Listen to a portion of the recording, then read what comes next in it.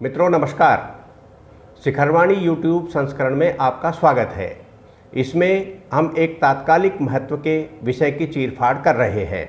विषय है 4 दिन के लिए बुलाया गया मध्य प्रदेश विधानसभा का सत्र आखिर 2 दिन में ही क्यों समाप्त हो गया।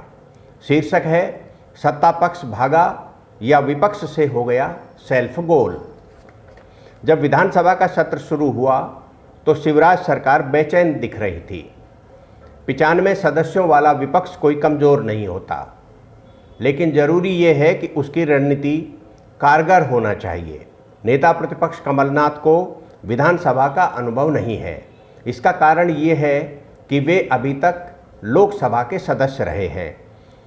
तभी शिवराज सरकार अपने विधायी और वित्तीय कार्य कराने में कामयाब हो गई और कोरोना और महंगाई जैसे गंभीर विषयों के जवाब देने से बच गई।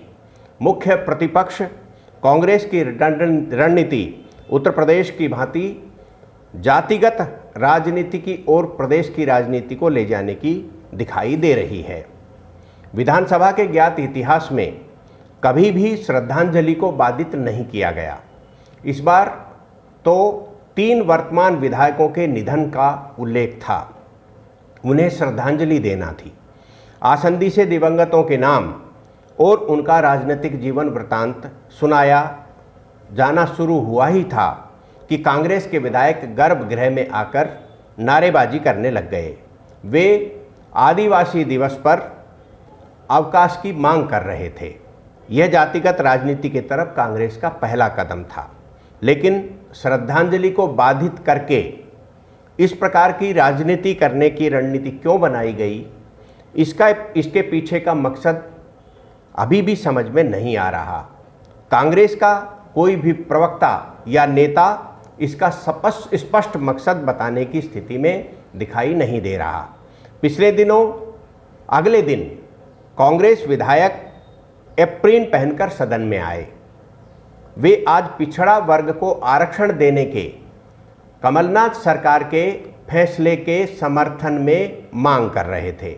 यहाँ भी रणनीतिकार एक बार फिर चूक गए, क्योंकि केंद्र सरकार इस बारे में संविधान संशोधन विधेयक लाकर राज्यों को ओबीसी की सूची बनाए जाने का अधिकार दे रही थी। प्रदेश की सरकार अपनी उपलब्धियों का बखान करने लग गई।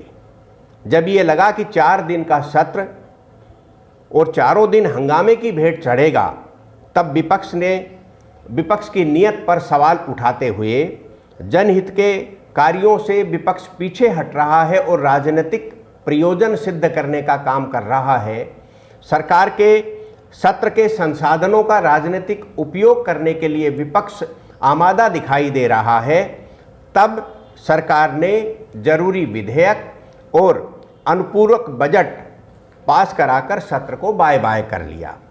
जानकार बताते हैं कि कांग्रेस के रणनीतिकार अपने मुद्दों पर नियत समय तक हंगामा करते और बाद में विधानसभा की कार्रवाई में शामिल हो जाते, जिससे सरकार असहज रहती।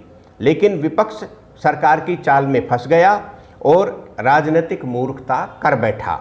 कमलनाथ की विधानसभा के लिए अनुभवहीनता ठीक वैसे ही सामने आई जैसे केंद्र सरकार में जोरदार तरीके से विभाग चलाने के बाद राज्य की सरकार चलाने में वे फेल हो गए। ये सत्र भी समय से पहले खत्म हो गया। लोकतंत्र के लिए ये गंभीर चिंता की बात है। विधानसभा के सत्र या लोकसभा का सत्र अपने पहले से चले आ रहे निर्धारित समय के आधार पर होना चाहिए। ये लोकतंत्र के लिए खतरे की घंटी जरूर हो सकती है। शिखरवाणी यूट्यूब संस्करण के इस अंक के लिए इतना ही। मुझे सुरेश शर्मा को इजाज़त दीजिए। नमस्कार।